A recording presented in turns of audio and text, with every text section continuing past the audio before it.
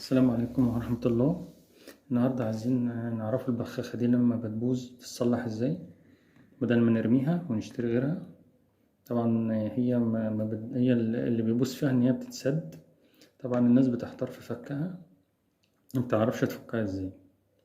فالنهاردة هنعرفكم تفكها ازاي وتنضفها وترجعها تاني. طبعا المكان اللي فوق ده بيتفتح سنة كده، ودي بتطلع مجرى. الغطا ده بس هو بيقفل على المكان ده بس مش اكتر. تمام. طبعا بنشيله المكان ده، نشيله ده الاول اهو، مش لازم دلوقتي. الزرار ده بيتفك، بتدوس هنا دوسة صغيرة كده، تضغط عليها ضغطة وبتطلع بالزرار ده عادي اهوت، وبتسيب تاني. تمام. بنطلع الجزء دوت سهل طبعا، هو مع الضغط بس ايه، مفك كده صغير،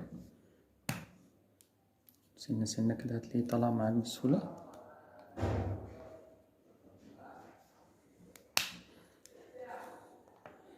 زي ما انتوا شايفين اهو.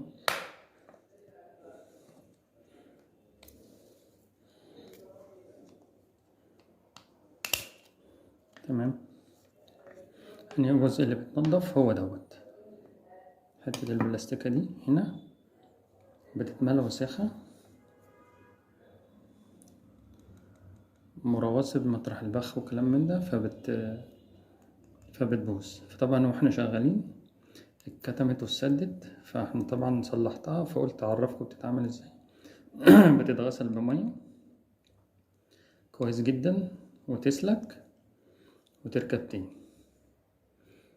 طبعا هنركبها تاني في سوستة جوه اهي، مش لازم تطلعوها، ممكن تطلعها وتنضف مكانها، مفيش مشاكل. الجزء ده يتغسل كله، ترجع السوستة تاني وتركب المكان ده تاني اهو، وبترجع بالغطا اهو زي ما هو تاني. تمام. هنيجي نركب الايد ديت، بنضغط برضه الضغطة بتاعتنا هي وبنخش بالدراع بس كده.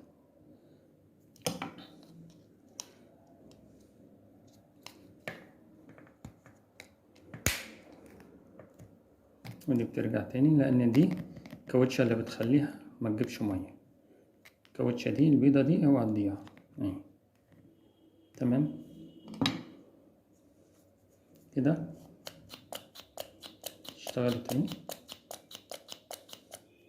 هنيجي نركب الجوان بتاعها ده. الجوان ده مجرى من جوه اهو، بيخش كان زي المجرى كده كده اهو. خلاص دخل كده، رجعت سليمة زي ما هي تاني، بتشفط هوا اهي. طالما بتشفط هوا كده يبقى تضخ مية. لو استفدت تدعمنا ولايك وشير عشان كل الناس تتفرج عليها وتستفيد. والسلام عليكم ورحمة الله وبركاته.